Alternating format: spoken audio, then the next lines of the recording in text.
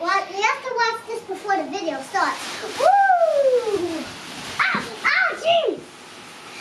So we're here, it's cold weather Michigan, you can still see my breath. We got a whole bunch of stuff to do today.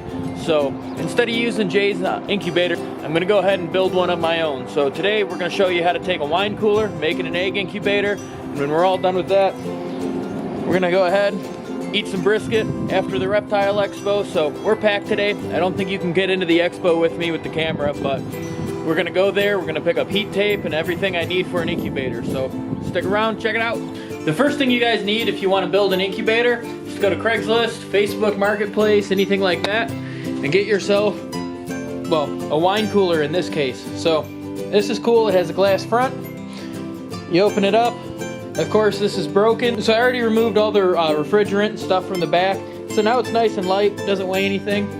So in here, at the bottom, I'm going to run heat tape back and forth in an S pattern. I'm gonna put 2 fans at the top, 1 fan at the bottom, all blowing out, trying to circulate it like a big old circle. So, among the things you need, I bought 3 of these USB powered computer fans. So these will run off of a 110 outlet, so all I have to do is plug it in, no special connectors. So I have 3 of these. I have a VE 200 pulse proportional thermostat. Pulse proportional is really important to me because it actually regulates. It doesn't just turn on and off, so that way the temperature stays super consistent for my incubator. What it does over an on and off thermostat is it regulates a percentage of how much power it gives to the heat tape. So that way, no matter what, it stays the exact temperature. It doesn't fluctuate up and down like most on and off thermostats. So spend the money, get a good one, it's worth it, I promise. And for the incubation tubs, I was lucky enough to find these used for really cheap. So I have these SIM containers. They're called suspended incubation method. So what these do is you fill up with water about 3/4 of the way up, halfway up. You have one of these screens that fits exactly in so your animals can't get down to the water. And they have these rails that these little things click in there. So once you press them in like that, it'll keep your eggs from rolling around.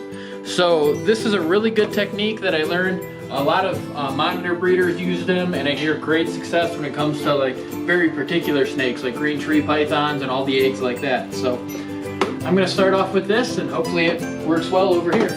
And then for the heating element, I have 4-inch heat tape that I'm gonna coil across the bottom so that way it has a nice surface to blow across. So I'm actually gonna layer it back like a lasagna and give it something to blow across like a radiator. So that way it has nice even heat, a fan will blow across it, I have fans on the top blowing down. So let's get it all together and let's try to figure this out.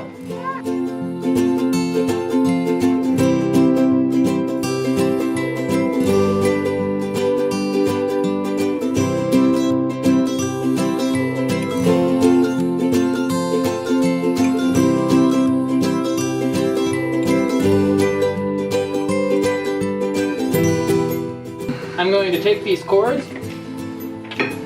Normally, they have a USB plug right at the end to plug right in. And because the pre-existing holes aren't big enough to fit it, what I'm going to do is I cut the ends off, I'll feed it through, and then only if you're a qualified electrician, you're allowed to do this. But if you're a qualified electrician, you can go ahead and splice the wires on the backside too. For all you qualified electricians out here, here's a really cool tip for heat tape.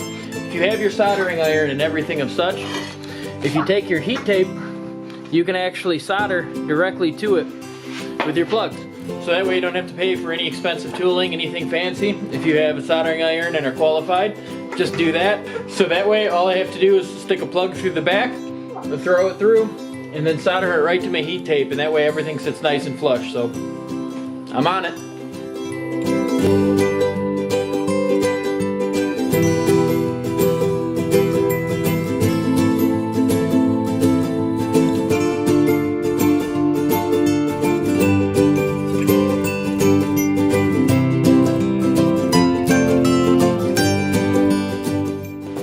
So hopefully, with any luck, this will be a really nice radiant heat source. And what I think I'm going to do as well is take a PVC off of some of the extra from the cages we build and put a small shelf right here just to keep any direct heat off of the animal. So everything's in direct heat. The fan's going to blow two from the top, straight down the back. This is going to blow forward, hit this, and come up the front. So it's going to be a big circle of air. And hopefully that keeps everything the exact temperature, top to bottom. And theoretically, this should work really good. So it's a super simple build. All you guys have to do is go find a used cooler, a used mini fridge, anything like that. I like the wine coolers because they have a glass front, 20 bucks. I got a used proportional thermostat for 80 bucks, which was a super good deal. I got 3 computer fans for about 35 bucks at Micro Center. I'm sure you can find them online. And then I have the temperature probe. I'm gonna wire right up here so it's in neutral. I have 2 fans pointing down, 1 fan pointing out across the heat tape, which is starting to warm up. So it has a nice circular pattern of air.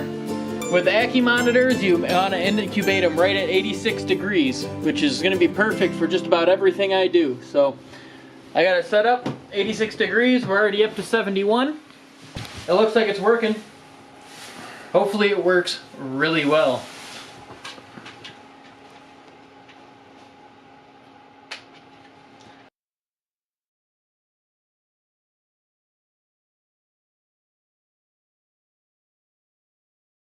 More meat.